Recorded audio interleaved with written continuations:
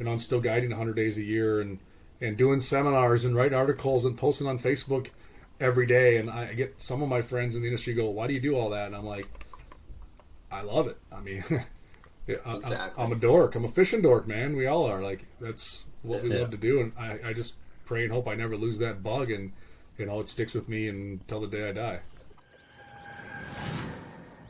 All right, everybody, welcome back to the Weekend Warriors Fishing Podcast. We have an exciting guest tonight. We have Matt Johnson from down in the States in Minnesota. Matt is the pro staff director for multiple brands, including Clam Outdoors, Blackfish, Gear, and a few other tackle brands as well. So yeah, thanks for sitting down with us, Matt. We know you're a busy guy. You were at trade shows all week, and you had a couple other podcasts and interviews you did today. Maybe just take a chance here, introduce yourself, and let us know what you've been up to. Yeah, you bet. Well, thanks, guys, for having me on, for one. This is awesome. I've watched your guys' podcast. You guys do a bang-up job. It's been busy, yeah, for sure. Yeah, my background, I've been a fishing guide for about 20 years. Started in 2001, open water and ice fishing here in the Twin Cities area of Minnesota. And I chase everything from panfish to largemouth, smallmouth bass, and catfish through the ice, you name it. We chase it, swims, we chase it, we try to catch it. A lot of fun. But yeah, I work at Clam Outdoors. I manage all the pro staff. We have 770 pro staff members over 4 different brands. That's Clam, Ice Team, Blackfish, and All Terrain. We have pros in almost every state in the country, as well as I think 4 provinces in Canada. So we even got pros in that tiny little thing they call Alaska way up there. So it's pretty cool. And obviously, right now we're in the trenches of ice fishing. You were bragging already earlier that you have 3-4 inches of ice up there. We don't have that yet, but I'll tell you what, we're back on track. We always say if we have ice by Thanksgiving here, which is this coming Next Thursday, week. Yeah, we're in good shape, and we're looking like in parts of Minnesota we'll be ice fishing this week. So no complaints, Nice. no complaints. But like you alluded to, I'm not hitting the ice anytime soon. I'm working sports shows every weekend. Stores are back. We're having fun talking fishing. So, yeah. Logan, and I'm going to live vicariously through you later this week when you're on the ice jacking on big ones, and I'll be, trying to sell somebody a fish house. Yeah, there you go. Yeah, no big ones yet. We've had some fun though. We I think it was recording this is Monday, so I think it was Saturday. Went out to Buffalo Pound, which is quite close to where I live here, and just wanted to check out the ice. We had 90K wins. I think we talked about in the last podcast. We had 90K wins on Tuesday, I think. And so that Tuesday to Saturday, we were out there on Saturday and kind of, we put some stuff on Facebook just showing that we were out there, caught some flack for that, but safety was taken. We had our float suits. We had the picks. We were checking the ice pretty well every other step kind of thing. And it actually got better the further out we went. So we were definitely happy with that. But yeah, 90K wins on Tuesday and 4 inches of ice. My one buddy lives at the lake, and he sent a video and he said it looks like a deadliest catch out there. There's huge white caps and everything, and so pretty surprised actually that the ice was as good as it was. But it was nice clear stuff. There's obviously some areas where we knew not to go, and we could see some open water further away, but just played it safe, made it out a couple hundred meters. So we'll have to wait a little bit longer, and then we'll be running around out there for sure. Yeah, just send me some pictures later this week. Okay. Let me live through you guys. Yeah, I could send you some trout pictures right now if you'd like. Went and did that, but yeah, no, it was a good time. I was sitting at the office today, and he texts me and says, "Hey, I'm gonna go fish some stock trout. Should I send you some pictures?" So, well, yeah, always send me some pictures. Like, we can always use some stuff for social media and whatnot. And then he sent me some pictures, and I was kind of choked because I'm sitting at my desk and he's out fishing rainbows at 3 p.m. in the afternoon. Early mid-November here, but not too many other people are out there, and I can't wait to get out there as well. But I don't think it'll be this week, or I don't know, Matt. You might get out there before me. Who knows? I hope. We'll see. I mean, we might try to find some ice this weekend someplace, but like I said, with a wife and 4 kids, holiday weekend, being gone all the time, I got other stuff I got to take care of too before I hit the hard season. No, yeah, 100%. For sure. Do you guys kind of keep up to us with your ice for the most part? Like, are you getting that thick ice like we get, or is it kind of like other places in the States where seems to be quite hit and miss. Yeah, we get here in central Minnesota, we get good ice. I mean, we'll be driving trucks for 2.5 months out there. We can get. I mean, we don't see like lots of extensions on the auger ice where I live. In fact, we rarely need to use an extension here. We get about 26 to 30 inches of ice is about kind of our max here. But if you go just 2 hours north of me, you'll need extensions. And as you go closer to the border towards Lake of the Woods, as you guys know, you need extensions. So we're very close. We're in the epicenter of the ice fishing world, of course. But yeah, we get good ice. Yeah, no complaints. We actually get pretty good ice even down into Iowa, which is 200-300 miles south of us. They drive trucks around down there most years. But yeah, I would say on average you're probably 2 weeks ahead of us, I'd say, for ice conditions. So when you start ice fishing, we're always 7-10 days behind you where we start to scoot out on the ice. But this year, last week, every lake wide open. Yeah. In the last 2 days, things are locking up like crazy. It happens that quick. Yeah, it's been getting cold at night for sure. Like today, I think, well, actually both days I was out, it was plus temperatures, like maybe +1, +2 degrees Celsius during the day. And so it was nice. But as soon as that sun started to disappear a bit, it was cold. And the ice had actually pretty well doubled in thickness from what we were on Saturday on our dugout compared to today. It was pretty crazy actually how much thicker it was, and felt a lot more safe out there, which was nice. But yeah, when you're walking and the ice in front of you goes like this, like I've done before, like it's kind of no bueno. You kind of take a break and say, I'm trying to catch a fish. Is it worth it? Yeah. So we've all done it. But yeah, and like you said, you get an inch, you get 2 inches, and before you know it, you got 4, 5, 6, and you're driving quads out. It happens. Yeah. It happens pretty fast. So my encouragement for anyone watching this is don't take risk. If you have to walk to the edge of the lake or the edge of the ice and you have to kind of scratch your head and go, wonder if I should try this. That's probably a tall tale sign to not try it. Like give it a couple more days, at least have a buddy with you, practice all the precautions. You already mentioned a float suit, ice picks. Like I've seen pictures on social media surface already of guys on the ice. And sometimes they're out there a ways, and they're not wearing a float suit. They don't have ice picks on their neck. They don't have any of that stuff, and they're by themselves. Yeah, and it's like it's great to have that ego boost on social media, but man, what happens is the next guy doesn't know any better and goes shimmies out on an inch of ice, not thinking. Yep. Accidents turn to tragedy. So ice fishing super safe. Just use some common sense. Yeah, for sure, and that's what we kind of when we did kind of show that we were out there, it was commenting back saying, well, this is where we were.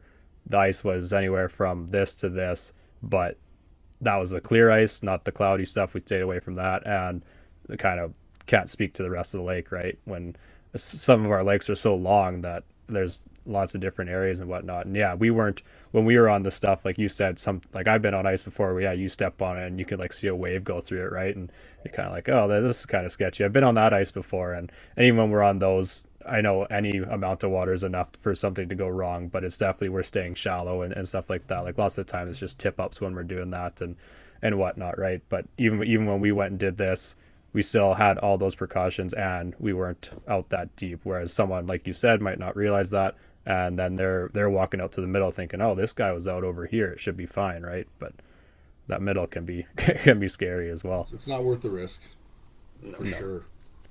You guys have a nice depth of ice there. That 26 to 30, that'd be a treat to have year round with like electric augers and whatnot.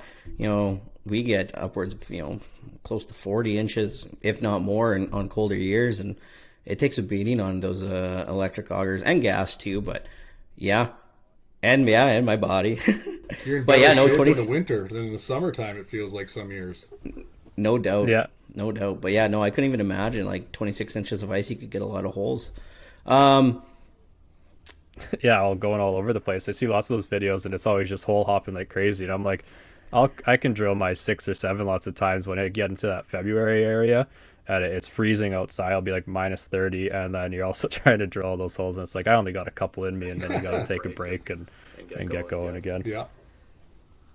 But like we mentioned, you are the director for a handful of pro staff for multiple brands. How did you kind of get into that position? So you started out with clam, and it kind of just expanded, and kind of run us through how you got into it. Yeah, so I fell in love with fishing at a young age. I just loved to do it for no reason. I don't know why. Like my parents didn't fish. We didn't have a boat growing up. I just was that kid that every time I go to a store, I wanted fishing stuff. Christmas, I wanted fishing stuff, and my parents were like, okay, so they got me fishing stuff. And when I got into high school, this was prior to social media. Facebook didn't exist, YouTube didn't exist, but internet was just starting, and there was these fishing forums, like chat boards, and one that came to mind that I loved was fishingminnesota.com, which I don't think anyone even uses anymore. So I started hopping on there, and I got to know a lot of people and really get excited about it to where I actually ended up earning a position on that site, which gravitated towards pro staff coordinator. So at one point we had 200 guys across the country on that website that I managed throughout my college years while I was guiding. And then as I started to progress, I worked for Thorn Brothers there in Minnesota. They're known for their custom ice fishing rods. They were the original custom ice fishing rod. Worked there, managed the pro staff there, and then along all of that, I was on the pro staff for Clam. And then in 2012, I got an opportunity to hop on board with Clam, manage the pro staff, take over ice team. And since then, Clam created Blackfish. So the Blackfish brand was created 4 or 5 years ago, so we birthed that. And then a couple of years back, Clam acquired All Terrain Tackles. So naturally, since I was already working with so many pros, and that was kind of my background, in my open water fishing experience, I knew a lot of these guys and gals that we brought on board Blackfish and All Terrain, that it just worked out. So it's been awesome. It's a labor of love. I absolutely love it. Like, I get people that ask me all the time, like, how do you manage that many people? Like, don't you feel like you're babysitting? Don't you have to corral personalities? And I mean, I mean, I'm not going to say no, but I don't say that as a negative. Like, it comes with the territory. And I tell you, if you're a pro staff manager and you don't love the brand you represent and the people that represent it, meaning the pros, then get the heck out of there. Like, I'm sorry. Like, I've seen so many brands have negative pro staff managers that, they don't even know half the names of the guys and gals on their pro staff. And I'm the kind of guy that if this rings, I'm picking it up even during dinner. If it's one of our pros, that's my job. It's, and you got to love it. It's got to be your passion. It can't just be your job. And I'm a firm believer in that. Like, you can see the good employees at these fishing companies if it's their passion and not only just their job. So it's awesome, man. And it's been cool. We get to work with some new people every year, and we have some that have been on board these brands for decades, literally. I mean, it's pretty humbling, and you always got to take people with a grain of salt. You got to be respectful. You got to put your shoes on the other feet, and move forward. But it's at the end of the day, guys, I'm telling you what, what we do? We sell fun for a living. That's what we do. We work for fishing companies. Like, we're not selling life insurance. We're not trying to repair a broken bone. We're not doctors. Like, we literally, what we do as promoters or industry reps or pro staff members, we're ultimately promoting and selling fun, and fun happens to be fishing. So man, if you're going home complaining about your job and you work in the fishing business, man, there's so many worse things you should be complaining about. That's just me. Yeah. So. Isn't that the truth? Absolutely. Yeah, I think that's with, especially when like fishing quite a few years ago was just fishing, right? But now brands are getting bigger, and you're starting to get more people that aren't, like, they're coming, say, from a university job, or they say they have like a marketing degree or something like that, right? And they're just looking for a job. They might not necessarily have that love of fishing, right? So then I guess that's how you start to get those people kind of intermingled with the company, because the company is trying to grow as well, right? But I think if you say you were someone with that marketing degree, and then you could also get on with a fishing company and you loved fishing, that would just be like, that'd be the icing on the cake there, right? Like, that would be, and like you said, that'd be something you love. You're not going home being like, man, I don't like this. I don't care about this company or whatnot, right? Yeah. And I've seen I have a lot of friends that had phenomenal jobs, big paying jobs for different corporations, and have taken massive pay cuts to get into the fishing industry just because they're sick of having to go to a job they don't want to be at. So, I have one buddy in particular, I won't mention names, the guy was making $250,000 a year. I mean, big money, and left and took a job for $50,000 a year just to be in the fishing business, just to get up every day and go to work and love it. There's something to be said about it. It's true. I mean, it's not to be cliche, but they always say if you love your job, you never work again, right? I would tell you that's a lie in the fishing business because we still have to work hard. So, even though we love our jobs, you work a lot of hours, and that's just the name of the game. Yeah. Yeah, and I think that's the kind of the one thing I think about too is it's kind of the trade-off, right? Of if you like what you're doing or if you're just there for the paycheck so that you can kind of do what you want on the side, right? But eventually you've got to come to terms with that and kind of decide, right? But I could definitely see why someone would take a cut to get into that industry. And I think it's quite cool, like you had mentioned at the start of the interview, that you guys are kind of in the heart of ice fishing, right? And we noticed it when we talk to like YouTubers or you're watching YouTube or just other fishing related things, right? Like it's pretty cool seeing in the States how things can get scaled up so much. Like the fact that you can get a job in the industry like that, where like as in comparison to here in Canada, like there's a lot of, well, we're also spread out too, right? But there's a lot of gaps where it's harder to kind of get those things. But the number of jobs and stuff that seem to be in the fishing industry down the States is pretty crazy in my opinion, and it's awesome. There's a lot, and you got to be open-minded, and a lot of guys or gals get on board these brands maybe in a position they don't really want, whether it be in a customer service field, whether it be a sales rep, because finding that job on a marketing team with a fishing company, it's almost as rare. In fact, it's probably more rare than playing a professional sport. There's probably more NFL players than marketing guys or gals for fishing companies. So it's one of those things but you may have to start someplace else. You may have to start volunteering to work at a sports show, and then maybe get your way into a repping job. Then maybe work at a customer service. And if you're passionate enough and you want to work hard enough, you can find those spots. It's definitely doable. No, you're spot on. I got a lot of buddies up there in Canada, and they're like, you guys don't know how good you have it. Like, all the majors are down there, all the big brands are down there. Like, we're just supporting divisions of that brand up here, and And it's great, but it's fun. But here's the thing: like, you gotta be willing to do a lot. You have to be willing to do things that you don't get paid for. And I think our current generation, to some degree, has lost touch with that.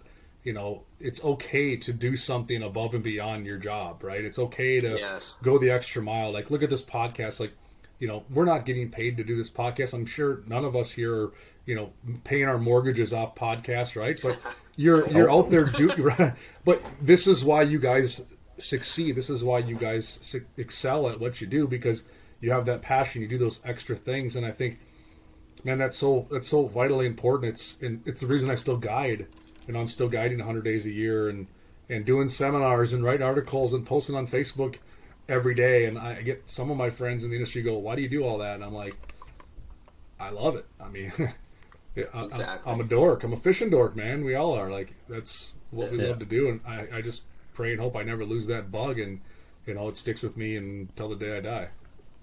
Yeah. Well, and you do it because people around you only like to talk fishing so much, right? And then you got to find another way to get it out because you're not done talking about it. Have you been talking to my wife? No, I just have similar things in my life. She'll tell me and my boys, like, can we just not talk about fishing the rest of the night?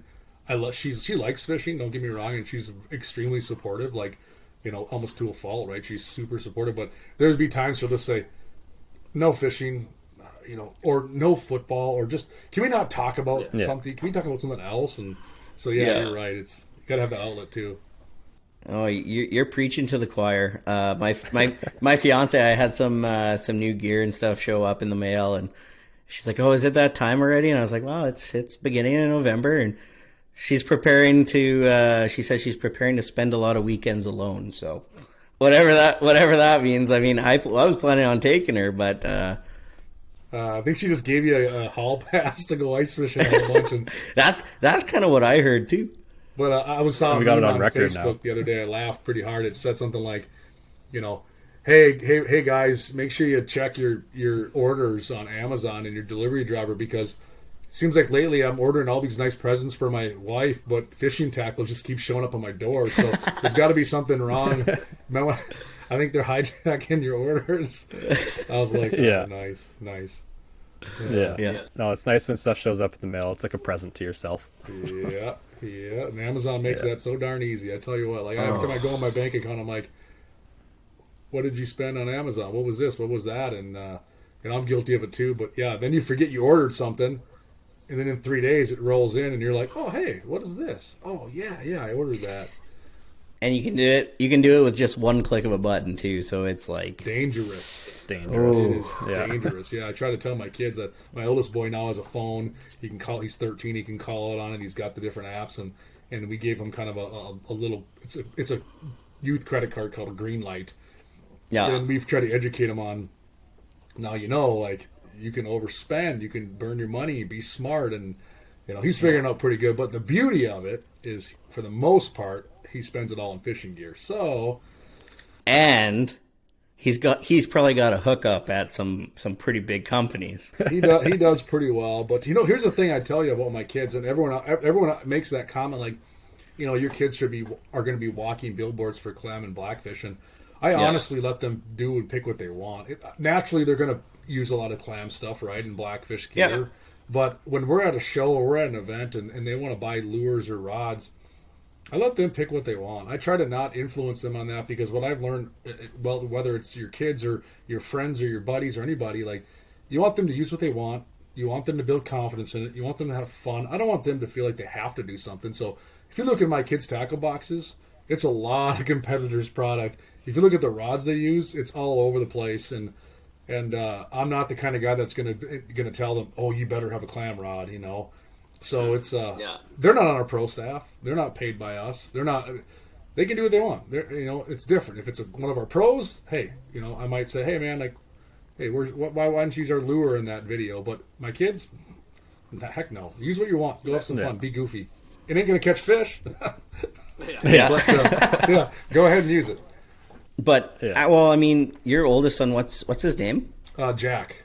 Jack. I was going to say Jack, but I didn't want to butcher it either. But I mean, he's in a lot of content with you, on clam, blackfish, whatnot, and he seems like he's gonna, be something in the fishing industry too. Who knows if that's something he wants to do? I mean, he's on the right track. I mean, he's got some big fish in those photos. So you're doing a good job, directing him in whatever path he wants to go. But no, I enjoy how often you have your kids in the content and whatnot as well. But kind of going back to you talking about doing above and beyond and the extras and whatnot, and you being kind of the director of a lot of these pro staffs. They kind of look at you as, an example, and, even your YouTube channel over the last, since I got connected with you, over a year ago, you've kind of been going hard at the YouTube content as well. A lot of informational stuff that, a lot of people are putting out days on the water, catching fish, and you're kind of putting out lots of content based around like techniques and products and whatnot. So I really enjoy tuning into your YouTube channel and watching you put out that extra, above and beyond content that you don't have to do. Well, I mean, neither does anybody else that puts out YouTube videos. But I mean, just the fact that you work all day, you guide, you have a family, and then you do go above and beyond. And I mean, that's something that I noticed. So I'm glad that you mentioned that. Yeah, I appreciate it. Yeah, it's funny because I first created a YouTube page a long time ago. I don't think there was such a thing as a YouTube influencer when I created that darn page. And I don't remember why I did it initially. I think I put a couple of videos on there probably in like 2006 when I worked at Thorn Brothers, because we wanted to then embed them on the website.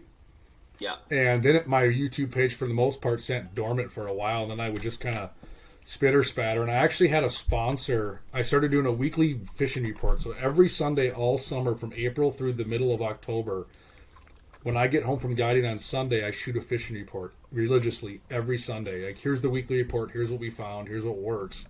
And I had one of my sponsors tell me, and I used to put it on Facebook, and he said, I don't have a Facebook page.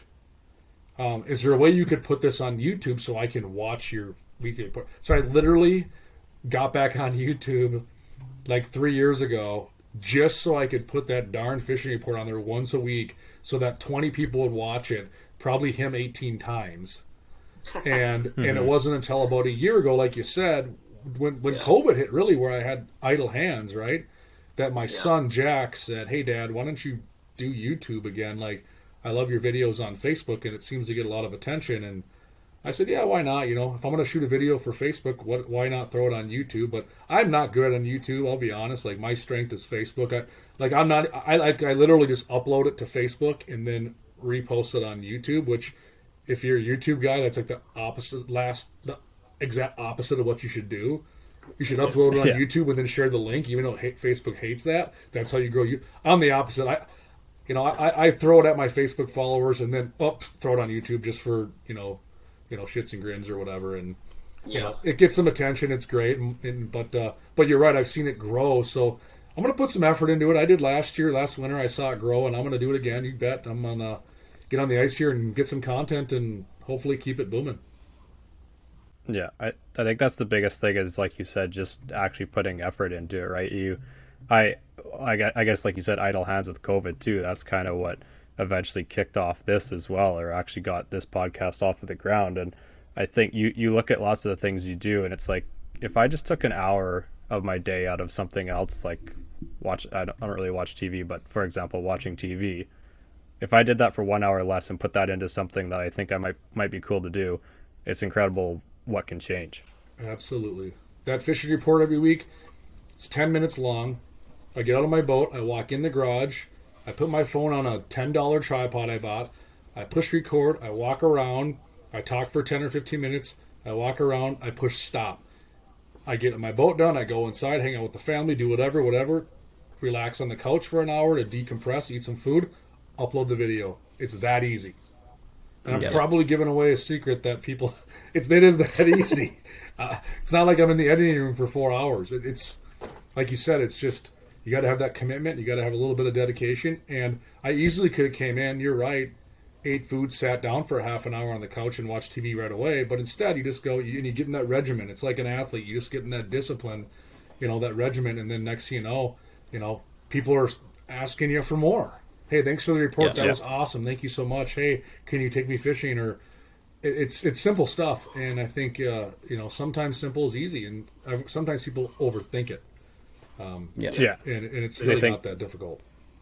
Yeah, they look at, like Jay mentioned in our last episode, it's like, well, I want to record this. So you get, like, say, even just a GoPro. Then it's like, well, now I need a bigger computer to edit this stuff. And now I need this and that and this. And it's like, literally you have this phone in your pocket that if you want, you could do everything with that, right? And obviously you can get better quality and stuff with going with different cameras and all that other stuff, but when it comes down to the base of it, like, we could really be recording this podcast off of our phones if we wanted to, just talking to each other over a call, right? But like, we got some things here, but even still, I'm sitting here in a chair from my grandma's house that's been there ever since I can remember, that we now have in our house, with my computer on one of those couch dinner tables that I have set up in my basement bedroom. It's not like it's anything fancy, right? But it gets the job done, and that's the big thing, is actually just being able to get that job done. Yeah. I mean, 90% of the videos you see on my YouTube page are shot with this.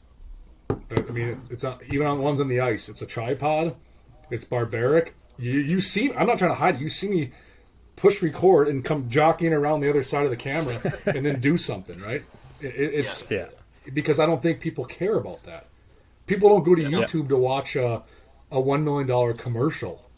They go to YouTube to get entertained, to be educated, to watch some stuff. And again, I think a lot of anglers, I hear anglers tell me, a lot of our pros even, like, oh, I don't know how to do that. Your videos are cool, but I don't know how to do any of that. I'm like, you don't know how to push record on your phone and upload it to Facebook? I don't have an editing software on my Surface or on my phone. Yeah. I mean, and some of these phones have the built-in iMovie program that is as easy as it gets to splice or cut or do something. It just takes a little bit of time and effort, like you guys alluded to, like just a little bit of dedication, a little bit of effort, and maybe a little bit of sacrifice, and you can climb mountains.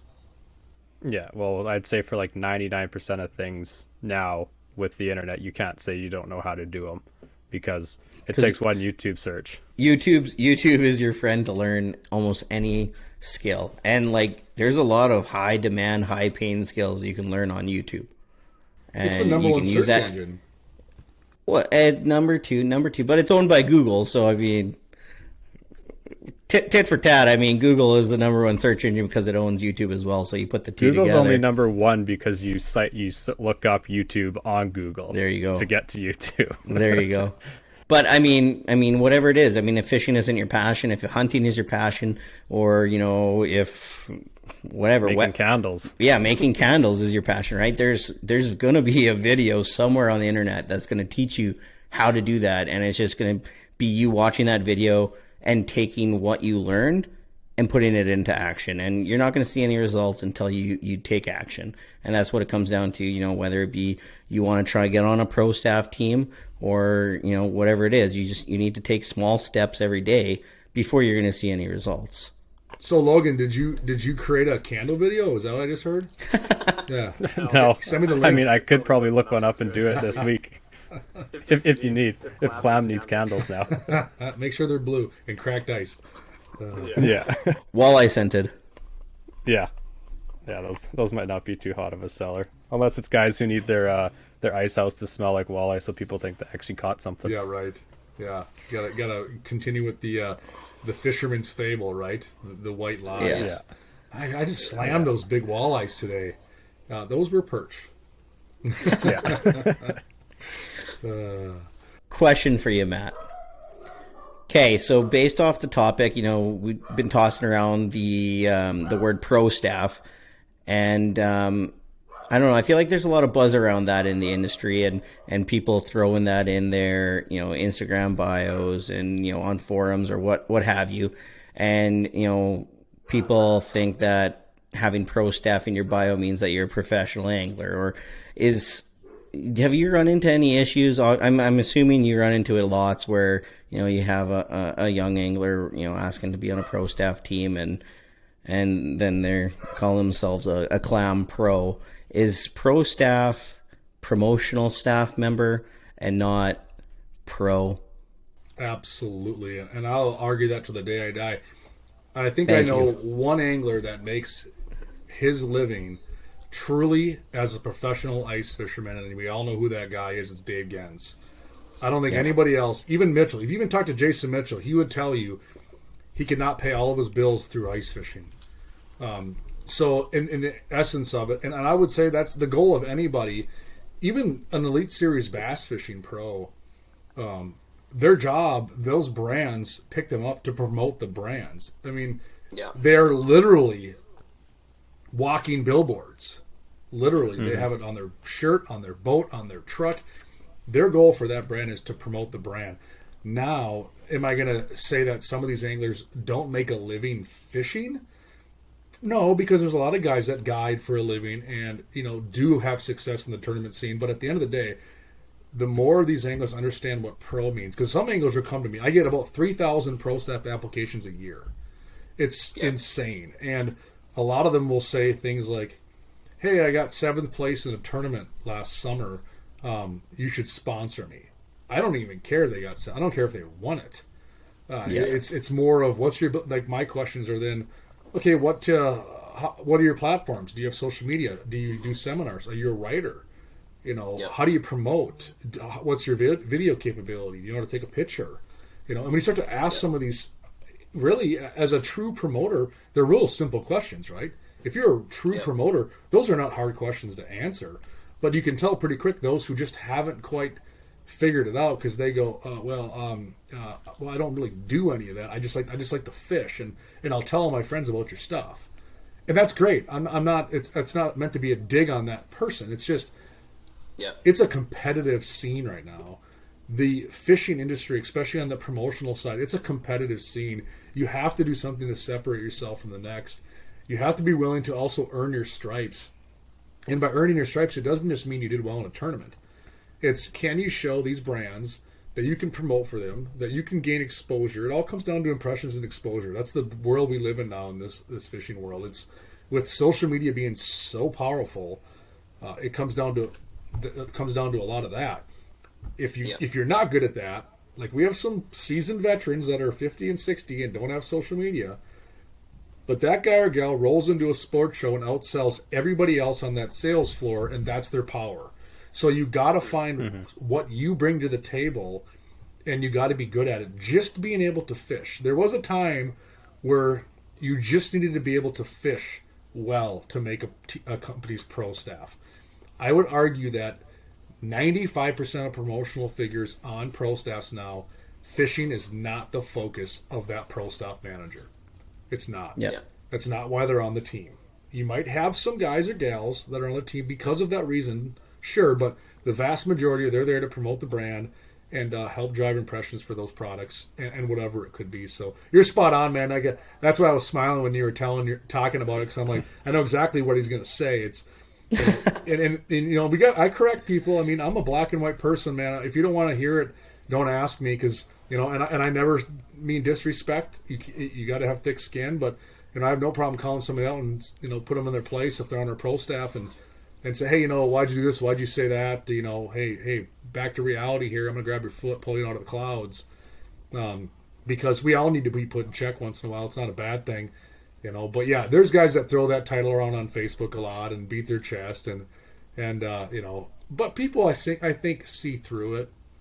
I do. Yeah, I think we're educated a lot in the last few years as fellow peers in the industry, as consumers, as fans. They see through it, and the ones that don't and want to get excited about it, that's fine too, right? Because that person's going to be impressionable as well. So I look at it as a win-win situation, but I'm not scared to put somebody in check and say, hey, simmer down. Just come back down for a minute. Like we'll be good. Yeah, there's some people that definitely goes to their head, and you go say to their Instagram profile and you see their bio, and you can tell that like they want that notice, and that they think that they should be something special for that. And it's definitely it is special to get on someone's team, right? Like, you applied to it for a reason, you want to be there. But there's also, I thought it kind of piggybacked well off this, there's lots of companies doing this, and there's lots of different ways that the companies do it, right? Like, some of them, they only got a handful of people on their team, right? Or another one is like, you can be Joe Blow off the street and, oh, of us? Well, then here you go. Like, you can be on the team kind of thing, right? And so it's definitely people are going to be how they want to be, right? Lots of people like to poke out their chest and walk around like they've done something special. And then other people, it's like, I'm happy to work with this company. It's something I believe in, and just grateful for the opportunity, right? Right. Yeah. No, you're right. And there's all walks of life, and it's as long as they all touch a crowd and they all have a purpose, that's good.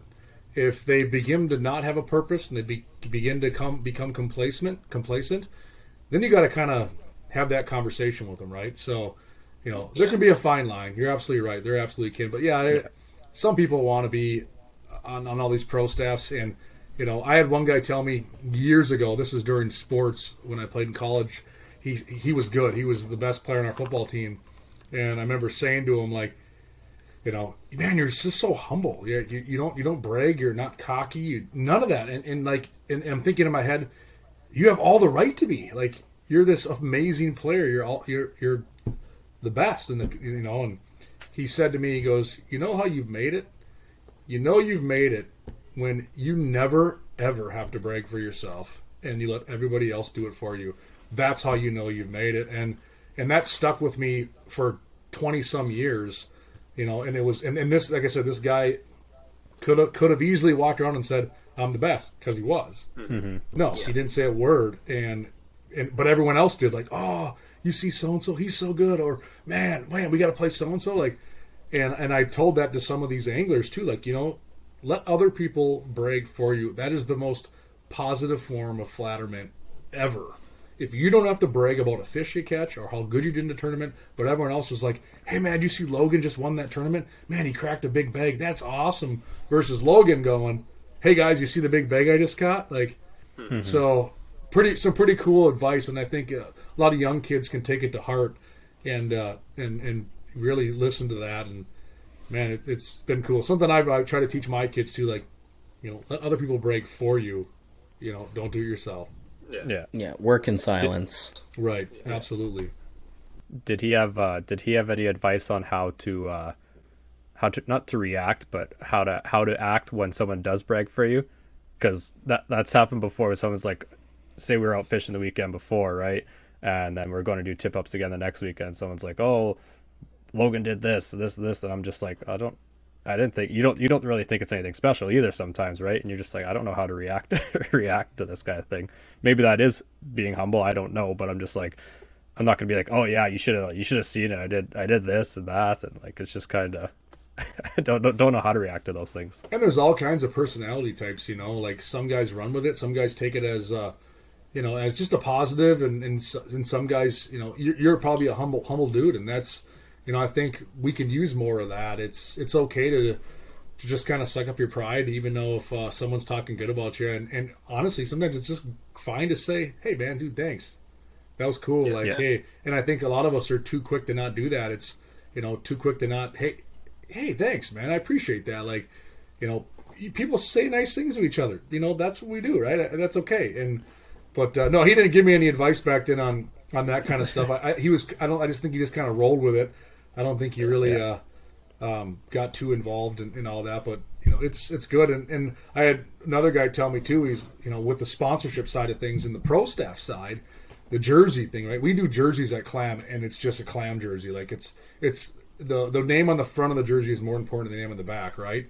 That's super important. But some guys have the NASCAR up jersey, and I have one too. You got to promote your sponsors during certain functions. But I've had other guys tell me, how you've made it, and I'm like, how? He goes, I have all those same sponsors, and I don't have to wear that darn shirt. Yeah. So I had one guy tell me that years ago, a successful muskie angler, and because a couple guys came into the Thorne Brothers shop and jerseys and all the logos, and he's like, man, look at these clowns, and I'm like, clowns, like they're good anglers. He goes, no, good anglers, but he's like, how you've made it? You have all those sponsors, and they don't make you wear that stupid shirt. I was like, all right, like, well, touche, checkmate, I guess. No, 100%. But, and like, this is a good topic too, because like the whole kind of like work in silence and, promotional staff member versus like a pro angler, there's a lot of young anglers, especially with social media, videos, photos, whatnot, coming up, in the industry and trying to get on with brands and whatnot. And, there's a lot of people that don't really know kind of what it all entails or how to, get somewhere that they want to go. So, when it comes to like social media and you being a promotional staff director, what are some things that you like for sure look for when you're like, hey, I want, I see Logan there, I really like what he's doing. I'd like him on my pro staff team. What are some things that you would look for? If you could give some advice to some up and coming anglers looking to maybe make a move like that. Absolutely. Everyone's just making an example of me tonight. So let me think. Positive situations where Logans impact the community.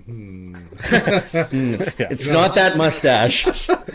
No, Hey, honestly, like first and foremost, integrity. Like, if you're going to turn me off right away if I see you not show integrity or respect. And I mean, you can have fun. Don't get me wrong. Like we have guys on our pro staff that like to goof around and poke fun on social media.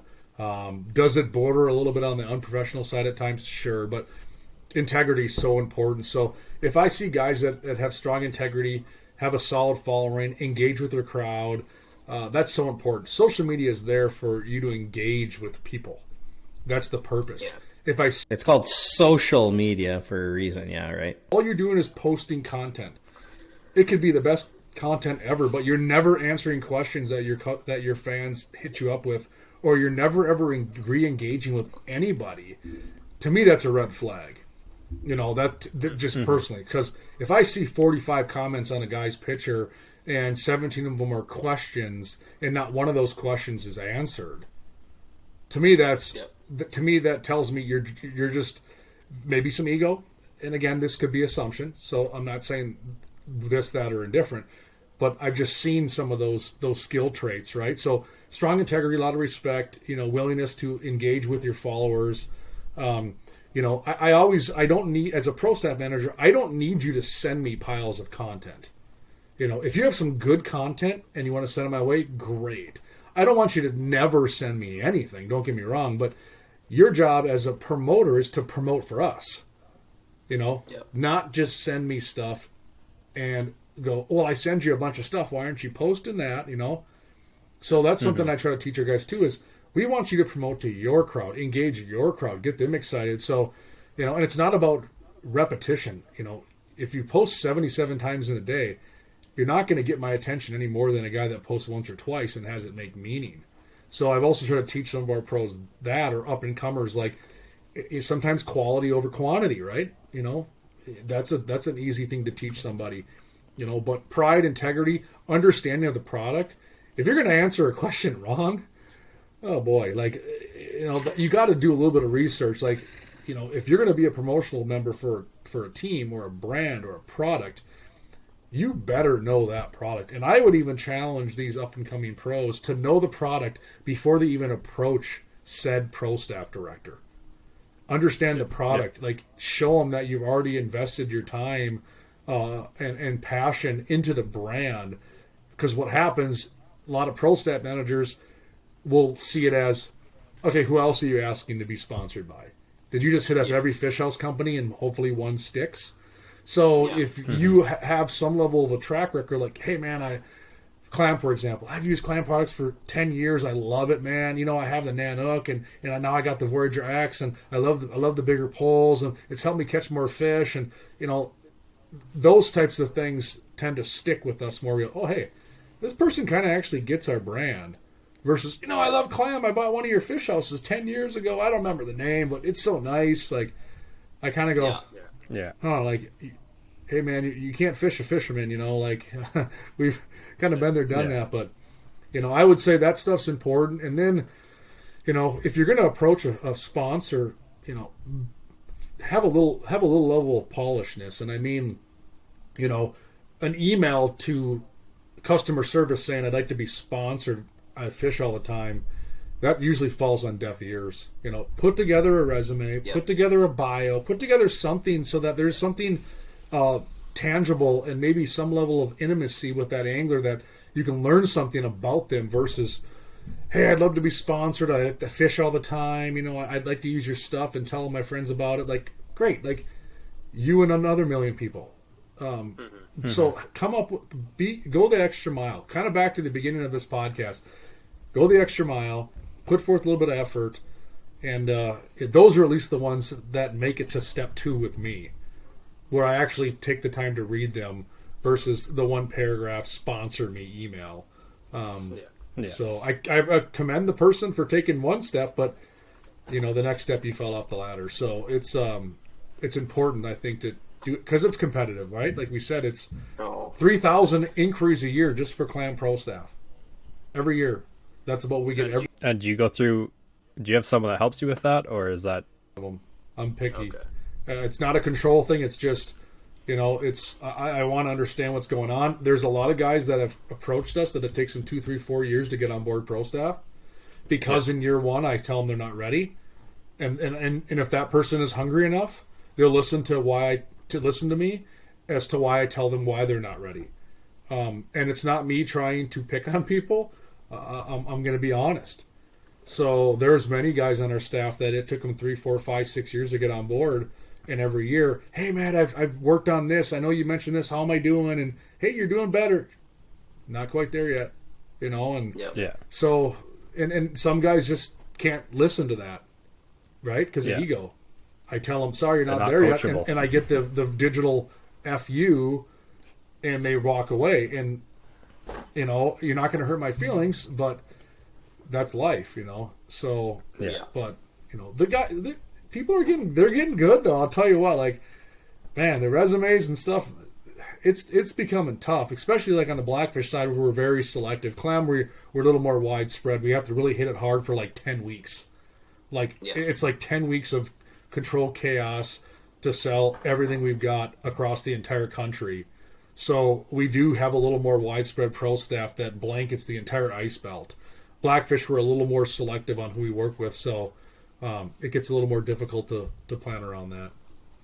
Yeah, and I think that's I know before this started, Brandon's definitely, out of the two of us, the marketing side of things, right? He knows, I guess he went to school for it too, so that probably helps, but he knows what's going on there. And I, just with my personal page and whatnot, I had some different pro staffs and stuff like that, but I wasn't really someone who like to sell themselves, I guess, if that makes sense, like kind of thing. And Brandon's definitely good at being like, this is our value, this is kind of what we're doing, this is our plans for the future. And so definitely, like, it's been awesome having him to deal with that kind of stuff, right? And I think the biggest thing for me is especially with social media, there's so many, I don't know if, well, there is a lot of fake people out there, but there's so many people that are willing to do something just to try and get that sponsorship or just to try and get this or that. And when you mentioned the fact that, like, hey, maybe show that you actually used our stuff instead of asking every other fish house brand if you could be on their sponsorship, right? So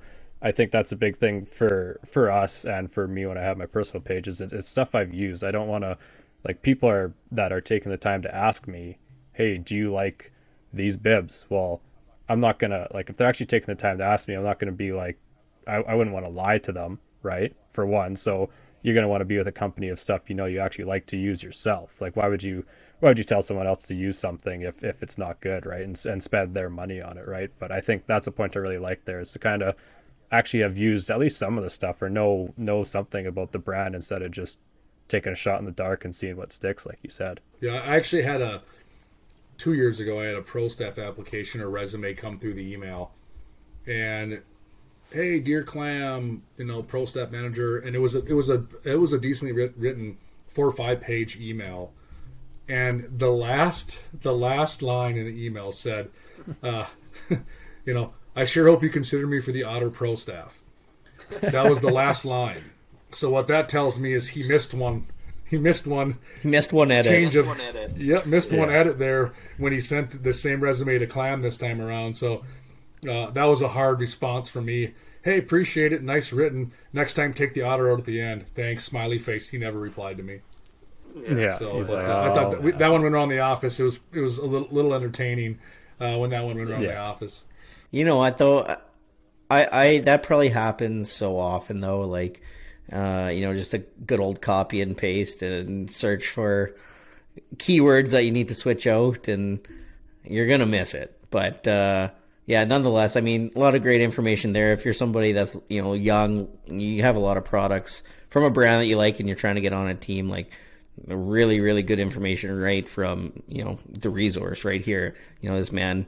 Yeah, right from the horse's mouth. The guy manages 4 pro staff teams, and I mean, micromanaging is not one of my things. So, overseeing that many people is a win for me in my books. Like, good for you, because that's not my thing. But while we're on the topic of Clam, because Clam got brought up quite a bit, there are quite a few new products, and with it being November here, early ice. Some of us in Canada are tiptoeing on ice with precaution already. Down there in the Midwest, you guys are kind of preparing the next couple weeks. What are some noteworthy products that you think listeners need to know about? Yeah, I mean, clothing's a huge one. Ice Umber by Clam is one of our bread and butter parts of the brand for sure. And having a good float suit, I think, is important. So we came out with another float suit this year called the Defender suit. Super rugged, super beefy, super durable. Can't beat the thing up. It's bulletproof. And it's got all the bells and whistles. We have a women's float suit again this year, but we've really revamped this. And I think in the past our women's float suits got overlooked because, I'll be honest, I don't think we made that great a one. I don't think we listened to our gals. We didn't have the right fit, the right features, all this stuff that these gals want. So last fall we brought in 40 gals from across the Midwest that make up some of our pros, that are leaders of certain women organizations, that have huge influence and hear a lot of things. And we brought them all in last October, brought in a bunch of food, did this huge focus group, and our clothing team literally sat and wrote down everything and created a suit exactly off of that meeting. And that's our new women's Rise suit. It's super cool. Any gal that's tried it on over these last 3 shows has loved it. Definitely something to look at. And then we have another youth float suit. We've been making youth float suits for years, and we created another one that actually has an adjustable inseam. So nice. Kids come in all different sizes. Now you can buy your kid that size medium youth float suit, and they can wear it for more than a year, because you can adjust that inseam and tailor the legs a little longer for the second year of use. So that's been big. I'm big on, if you come to any of my ice fishing seminars, the very first thing I will address in any one of them is the importance of clothing and layering and being warm. I don't care what rod or lure or Vexlar or fish house you have. It doesn't matter. If you're cold out there, you're not going to want to do it. And that's super important.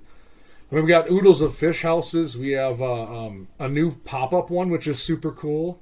It's actually called the Lookout Thermal. It's got windows around the entire perimeter, spaced out, so no matter where you're sitting in the hub, you can see out at your tip-ups and stuff, which I think is great, because nice. the first complaint we all hear about a hub house is where you put, I can't see my tip-up, I can't see this. Now you can see all over. That one's been huge. We're already out of that one at Clam. The retailers haven't, but we're already sold out of that particular model. It's been a huge hit. And then we got a bunch of lures. You know, you guys up there in Canada helped push that leech flutter spoon for us. It was like a big deal. Like it was massive. Today. Like that was, you know, going up to Lake of the Woods and Lake Winnipeg and wherever. So we evolved into a new flutter spoon called the Ribbon Leech. It's half the thickness. It's got an insane wobble. So the boom, yeah. See, dude, you're already like drinking. You're already drinking the Kool-Aid. Love it. And but the Ribbon Leech is super cool. I used it last year a bunch of times. It's got a you can actually. I don't know. I've never fished a flutter spoon in my life, and this isn't trying to be a sales pitch. Where on the wobble, you feel it in your rod. Like you feel it in your rod. Like I fished a lot of flutter spoons. I believe in them, but you really can feel that wobble on the way down, and it's a cool spoon. And so that's fun. Of course, the Silky. Hear lots about it on social media. Dude, I mean, I don't know. we don't have the panfish that you guys have in the Midwest up here in Saskatchewan. I mean, we have perch. We don't have the crappies or the bluegills and whatnot. But yeah, there's a lot of hype about those silkies on social media. I have in 20 years of being involved heavily in the ice fishing business, I have never seen a more viral product in my life. Like we get hate mail from people because they can't find it. Like I'm literally, oh my God. And they sell it so fast. Like we had a show this weekend, and the retailers that brought plenty of silkies, they sold out in 2 hours on Friday. Gone. Like we stopped marketing them in our booth like halfway through the first day because people were coming in upset that they couldn't find them. Super cool product. If you can get your hands on some, buy a bag or two. There's a learning curve, but I'll tell you what, it's a super cool. It's never been done before. It's one of a kind. We have a lot of new rods and reels, some new accessories. There's a new accessory lineup that I'll touch on, and then we don't need to beat a lot of product with a dead horse. The clam lock system is probably behind the Silky is probably our hottest thing at these shows. It's a puck style system where you have interchangeable parts that slide onto this puck and you can use different things. And we got rattle reels, gear bags, coolers, rod holders, cup holders. It has been, I would say, beyond that Silky, far and away the most popular thing we're seeing at shows, and people are gobbling it up because you can use it for a hub house. It actually goes on the hub, inside hub, the puck does, and you can interchange it. It can go on your fish trap, it can go on the wall of your permanent house, and go on your boat, go on your garage. So it's fun engaging with consumers that walk in and go, hey, you know I'm going to use that? Yeah, how are you going to use it? I'm going to use it by my kitchen sink. I'm like, what? One guy was like, oh, yeah, I'm going to put it in my kitchen sink. Yeah. I'm like, sweet. You know, like, so lots of cool stuff. I mean, the Clam Outdoors website's pretty sweet. You can go there and browse all the stuff.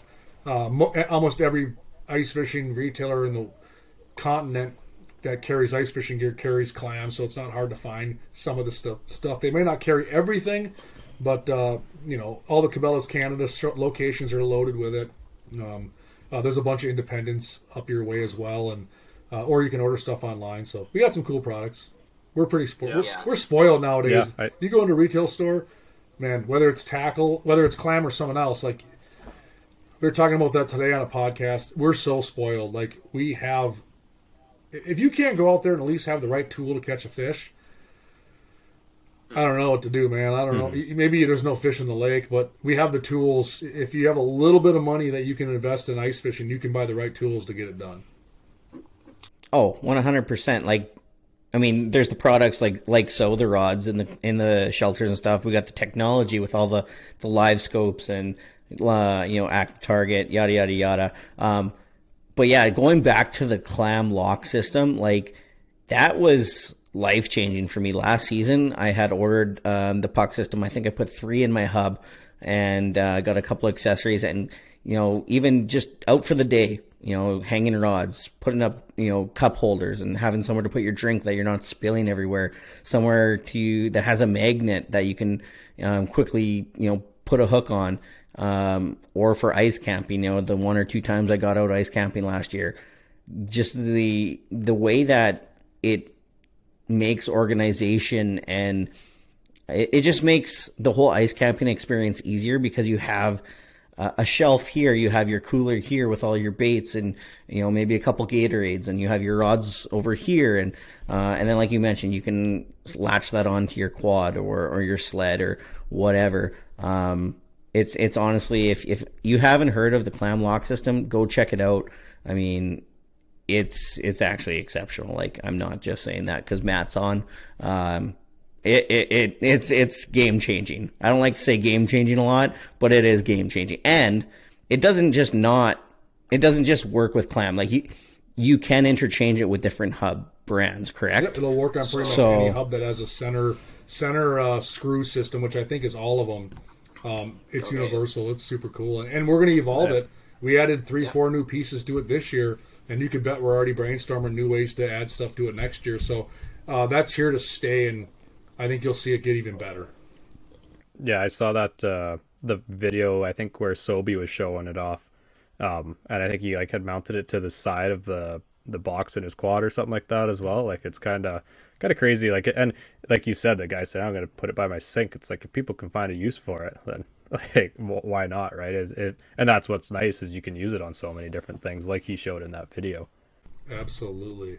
No, it's cool stuff. Yeah, lots of good products, and I always encourage people to check the website, because I just talked about 1% of them probably. We got 6,000 SKUs in our company now just on the ice fishing side. So go to the website, check it out. There's lots of videos on there, good tutorial stuff, and you can kind of learn for yourself as well.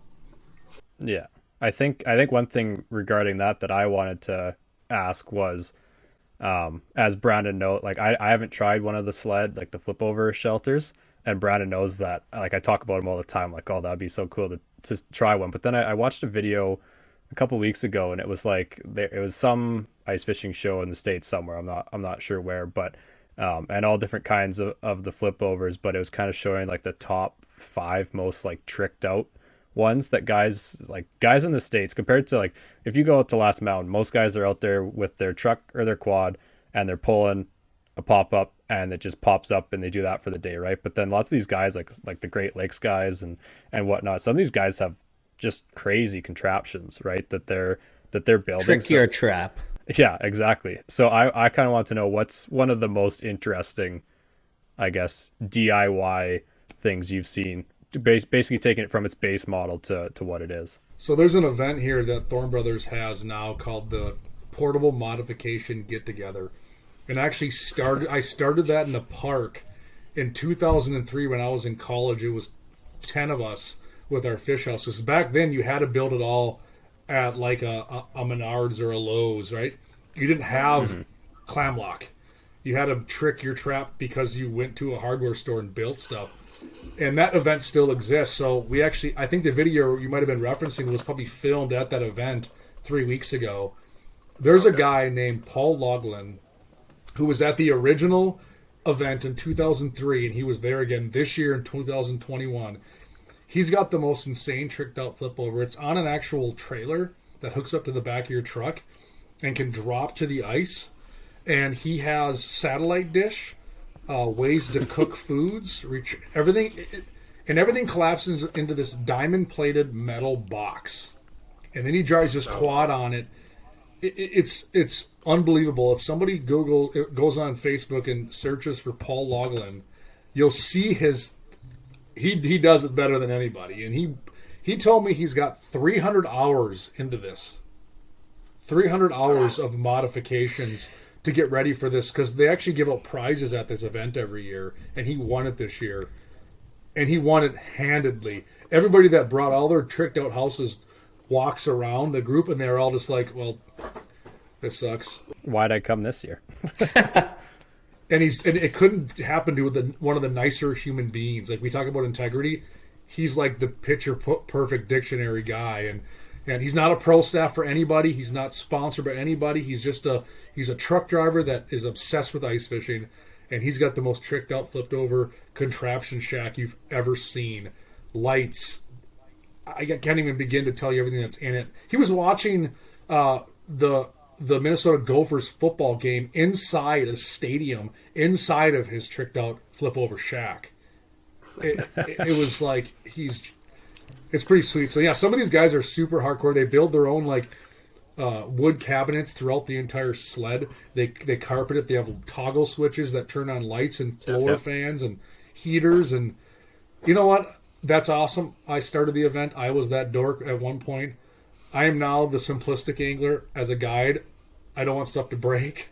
So you give me that shack for a winter, I'm going to break half the stuff in it. So, but it's cool. Yeah, it's a hot topic. If you go on social media and look at those Trick Your Trap groups, they're blowing up. It's massive. It's a big deal right now. Yeah.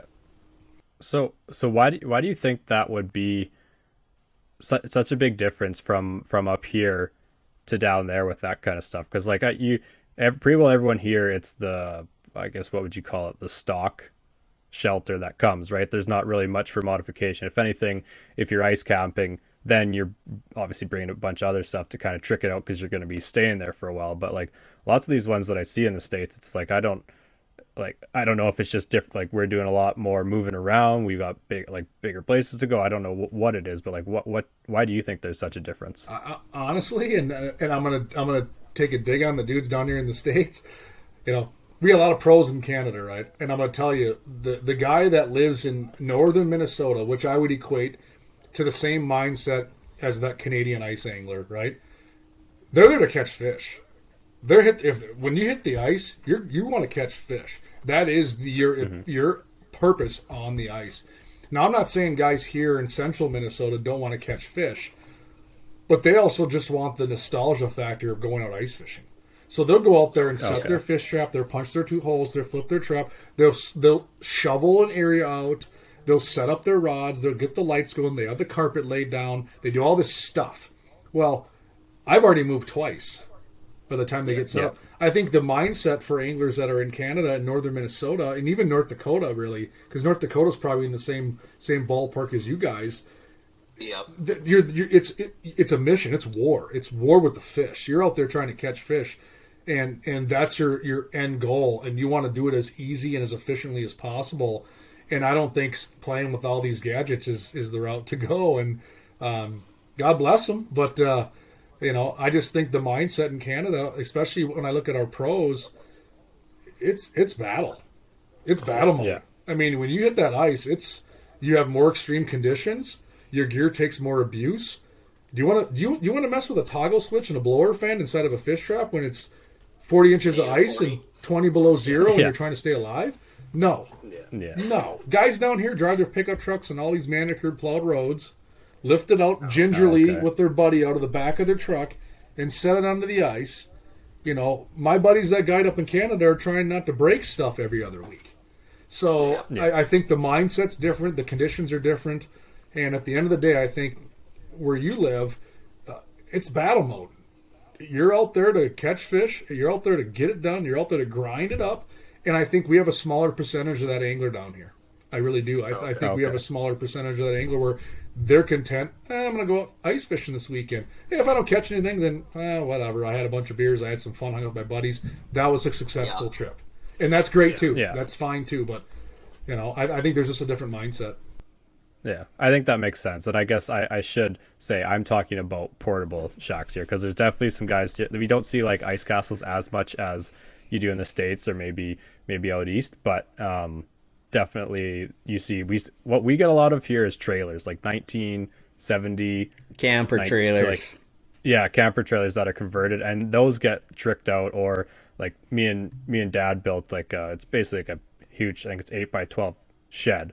is basically what it ended up being. But that's ours that stays out at Buffalo on I guess our home lake. But when I'm going out to Last Mountain or Deef, like obviously I'm not taking that, right? So those get tricked out. Like Dad will kind of hang out there, and the fishing's slower. He starts putzing around, so there's a lot of cool little gadgets in there, right? But yeah, so I was talking about the portable ones because that just seems to be night and day. But it does make sense, right? Those guys are going out there for a weekend, going out with the boys kind of thing, having fun. If the fish come around, that's great. If not, they had a good time, right? And I also think you alluded to it earlier too. You know, you guys in Canada aren't chasing the bluegill and the crappie as much. That's our king species here in the Midwest. Like, that's the most sought after species, and it requires you to move a lot. You don't see guys effectively targeting panfish with a hub house. You can't do it. You know, now when I'm walleye fishing on Lake of the Woods or Red Lake or Mille Lacs, I can effectively fish with a hub house because I'm trying to intercept them through main corridors. I'm trying to structure fish, and I want them to come to me, right? You don't want to chase walleyes. You know, you want to kind of get on productive spots where they want to come in to feed. Where bluegills and crappies, you're chasing them. You're just running after them all day long. I mean, that's the nature of the beast. Or you don't have success unless you're just content catching them during prime time. So it could be a differentiate of target species and availability. And, you know, we also have a lake on every single corner. So guys are always dragging their gear out by hand. There's plowed roads everywhere. It's just...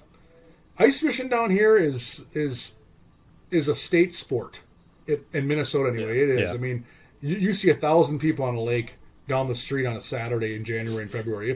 It'll blow your mind. It's crazy. I mean, and I think half those guys out there, they're out there to socialize, to start a fire on the ice, to see if they can drink an entire case of Busch Latte before the weekend's over. Like, that's why they go out. And you know, it's each their own. What, you know, set a goal for yourself. If you're happy and you consider it a success, awesome. That's the win of my book. That's what it's about. Yeah, no, for sure. I think that's a big population thing too, right? Like, it's some crazy stat like X% of Canadians are this far from the border. We've got amazing fisheries here that are, you're like, definitely we have places where there'd be 1,000 people out on the lake, 2,000 people, right, when you're kind of the more populated areas. But then you can head up a couple hours and you're not going to see a lot of people, right? So I think that's a big thing too. Like plowed roads, never heard of it on a lake, right? Not never heard of it, but yeah. And I think that's the big thing. It's if you've got the people there to do it, right? And like you said, it's like a sport for you guys, right? So I think that's the big difference there too. We plow the roads with our 4x4. Yeah, you follow other people. The undercarriage makes the path. Yeah, we've done that too. We would fish some lakes in northern Minnesota where I remember we used to tie a tow rope. The guy driving first would wrap it around his trailer hitch. The guy here would tie it around his front winch. And when this guy got stuck, because he always did, you'd pull him back 3-4 feet so he can get another 20 yards to make your own path. And we used to do all that kind of stuff. But no, you can find plow roads here. But yeah, every time I head up to Canada, it's like, you better bring the snow machine because your truck ain't going to help you. Yeah. Where have you ice fished up here in Canada? Oh, Lake Winnipeg, Lake of the Woods, all parts. Been Northwest Angle quite a bit. Not Saskatchewan, though. No, not Saskatchewan. No, I haven't been. I haven't been that brave quite yet. But no, being a guide down here and working down here full time, it's hard for me to make some of those trips. Like my getaway trips end up being like north end of Lake of the Woods, Whitefish Bay, that kind of stuff, or like I said, I've done the Lake Winnipeg run. I fished the Red River, the Winnipeg River back in the day, and Northwest Angle and Portage Den, that kind of stuff. But no, I haven't been up, quite the God's country yet to chase some megas. I got guys that go way up there and fish them lake trout in Alabatha? Is that Athabasca? Yeah, and fish them giant lake trout. I have guys that have done that, and but no, I haven't done. It sounds like I haven't done the cool trips. I got to get that on my bucket list. So, there you go. Yeah, absolutely. There's definitely a lot. We have a ton of lakes too. Like you said, you have a lake on every corner. Like you kind of go on Google Earth, Google Maps, and take a look at the lakes and stuff. And I guess it's just a question of if you're gonna make the trip. That's the big thing. Like it's there's even when I think it was like there's only like -2, and we're kind of getting going on some of the ice. It's like, how do we do this again when it's -30, -35, and willingly come out and do it? Like, no, it's going to be like that the next day and still plan a trip, right? But that's it's kind of what you got to do when you are a weekend warrior, like lots of us are. You only have that Saturday, Sunday. So whatever weather, you're kind of gonna go unless the roads don't allow you for the most part. Yep. What's Blackfish's motto? Because you can't choose the weather. Can't choose the weather. Yeah, Yep. exactly. Some of my best fishing days were in the most gnarly conditions I've ever remembered. Brutally cold and snow, whiteout, and everyone and their mom tells you you're an absolute idiot, and you come home and go, I think I had the best day of fishing this entire month. So you can't catch them from the couch, and anyone that says they don't bite today is lying. I don't know. And in fishermen has proved this time and time again. These fish eat every single day. They might just eat less or eat more, but they eat every single day. Yeah, even when we were fishing the trout today, like we were out there on Saturday, and me and my buddy were both just laying chest down on the ice with our head in the hole. I actually had like half my nose in the water. I could still breathe, but it was basically so I could see better. And the fish are coming around like crazy, nipping at everything. We go out there today. We saw 2 fish, and it's just a large dugout that we have stocked. So it's like they're in there. Like they can't be a mile or 2 away, right? And yeah, we saw 2. One of them bit, kind of thing. And it's just they're eating. It's just kind of like you said. They might not eat as much. They might eat more, but it's just they're going to be eating somewhere. So one of them bit a clam flutter spoon. I saw that. Yeah. That's awesome. Yeah, I actually have underwater footage of that. I had my GoPro floating. I seen down. that. Yeah, and there's only like 6 feet of water there, so should be something cool. I have to look at that still. But one thing I wanted to mention while we were on like the topic of like checking out traps and flip overs and whatnot, I get a lot of questions about like I have the Nanook XL thermal, and like when I bought it, I had to buy like the cover, a light bar, some accessories to kind of make it more usable for what I wanted it to do.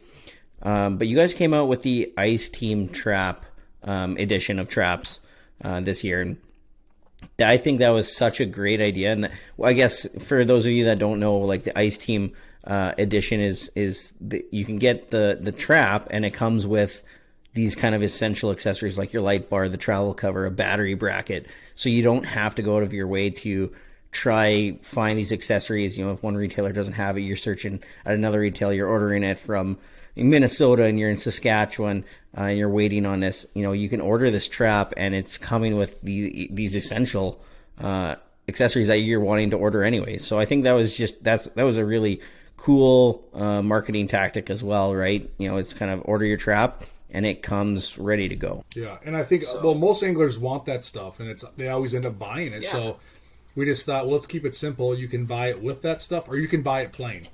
You have 2 options, and I would say the Ice Team Edition generally sells out first because you get a little bit of a value if you add it all up versus breaking it down separately.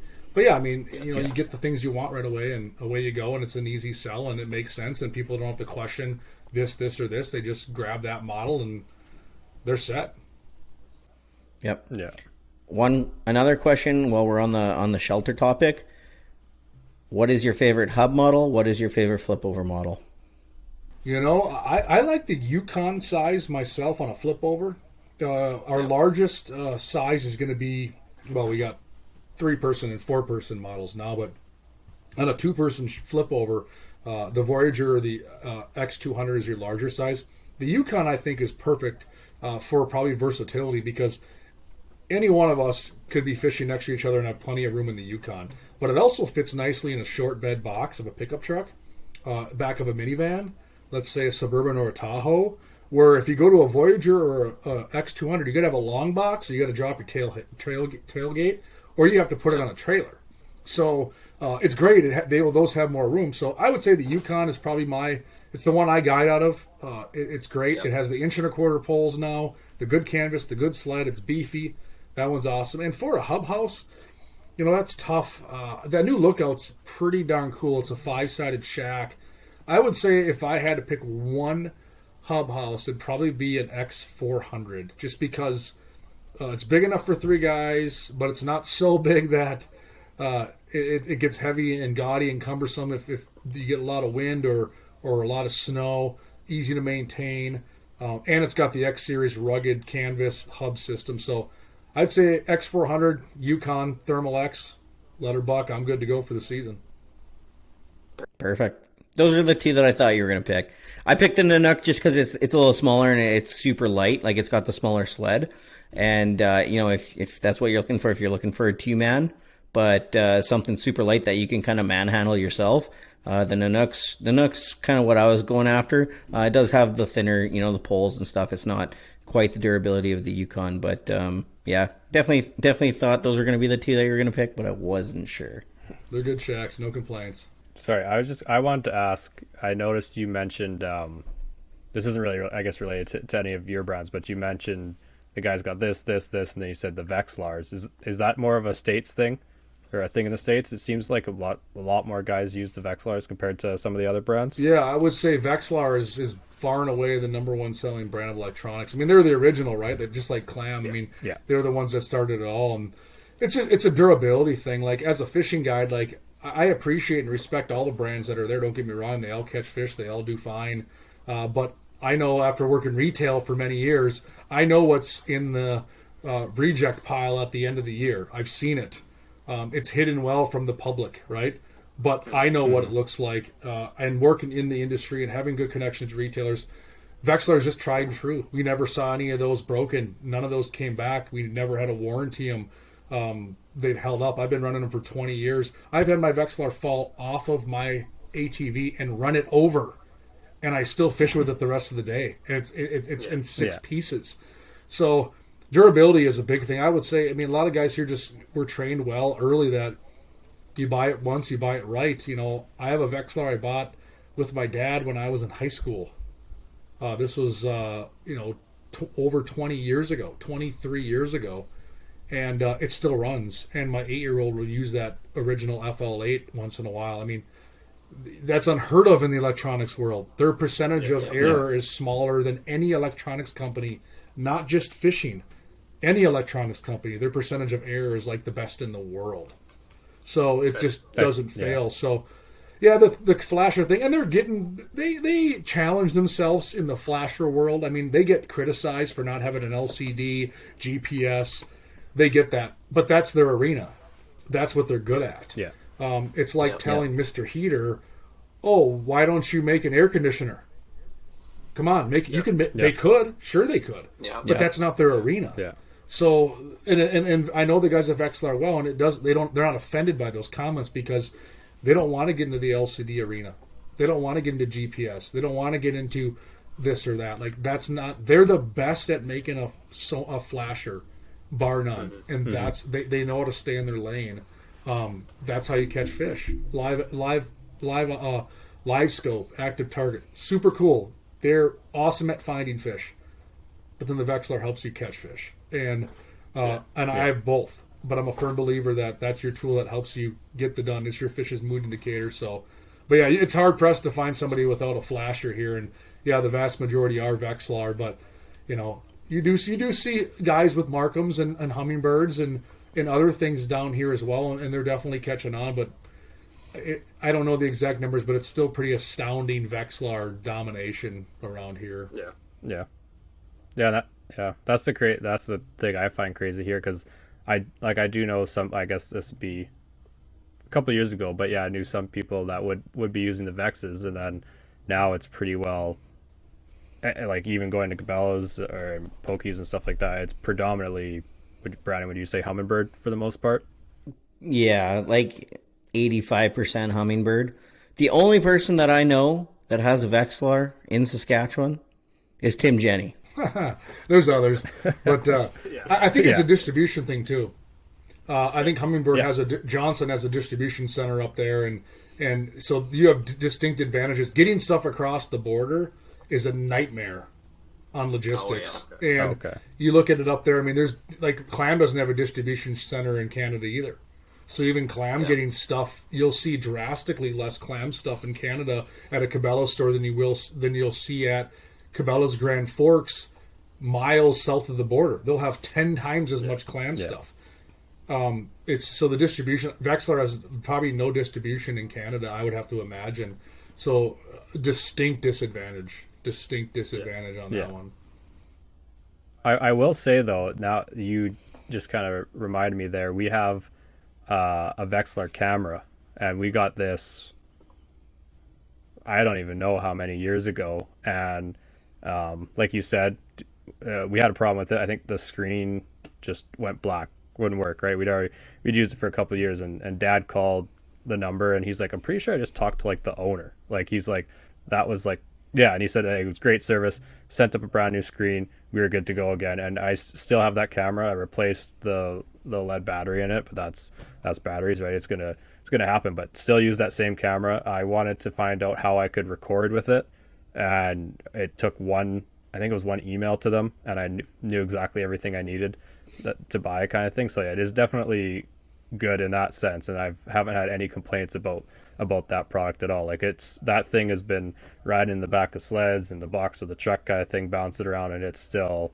it's simple, I think, is the big thing, right? It's you look at especially once you get into LED, there's just more things that can go wrong, I guess, too, right? So that's where that kind of changes things a lot. But even I run an Ice 35 and a Helix 7 during ice season, but if I'm hole hopping quickly or trying to set tip ups, I don't use the Helix 7 because it has such a delay on when you first put it in. But that Ice 35 is instant. As soon as it hits the water, it's reading. So it's kind of, I guess, figuring out what you like. But going back to the Vex, when I first kind of started ice fishing and would go out with some friends, my friend's brother had one and still has it and still uses it, and that was, I don't know how many years ago, and it's like you said, it just performs, I guess, right?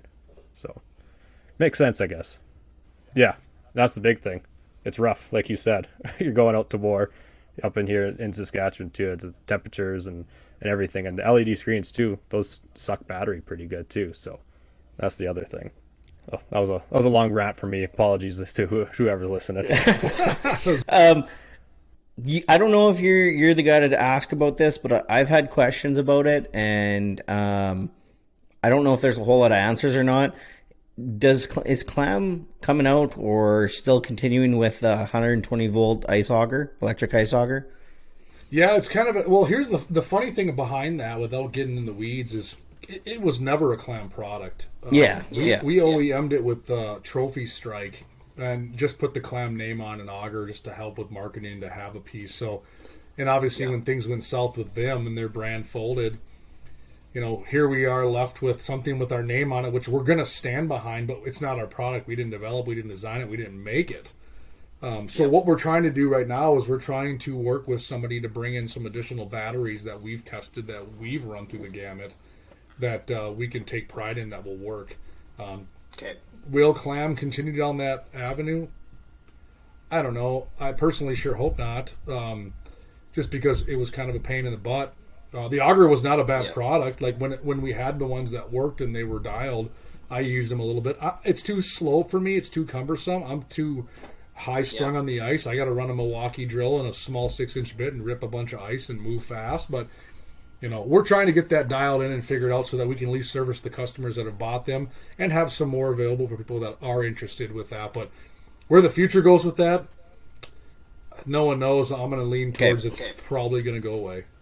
Yeah, no, I wasn't sure. I had a trophy strike, actually. It was my first electric ice auger a few years back, and and then there was kind of the transition. Some people were seeing the blue clams that looked like trophy strikes, and then people were making the correlation between the two. A couple of people that have them, and I've had some people ask me, "Hey, where can I get them?" And it's just like, I don't think that's a thing right now, but I'm not too sure. I don't really have any answers. Kind of what's going on with that. So I wasn't sure if you had a whole lot of answers either, but I just wanted to ask. Yeah, fair enough. There you go. Now you got your answer there, Brandon. Now you can go reply to every single one of those comments or direct messages and let them know. Yeah, 3 years later. Yeah. Hey, better late than never. But we're coming up on an hour and a half here, Matt. I know we told you we were only going to keep you for probably an hour. A lot of great topics, a lot of great conversation around the pro staff, Clam products, the whole deal. Is there anything else that you want to touch on while we got you here? No, man. I mean, this was fun. I appreciate it. It's always good just to chat fishing, and especially with guys that have different perspectives and not somebody that fishes here right next to me all the time, so it's always fun to see. And I need to get back up there. I mean, the border is loosening up a little bit more, and I think more people are getting in and out, and it seems to be a little easier. And I used to make a trip to Canada every year, and it's been a couple of years now, so I'm kind of excited to get back up there and do some fishing. Don't know if it'll be this winter. We'll see, but if not this winter, definitely next summer. No, 100%. Yeah, I mean, you and about 50,000 other Midwest anglers that are looking to get up north here. But if people want to find you on social media, if they want to follow along on your fishing reports and your technique videos and whatnot, where can they find you on social media?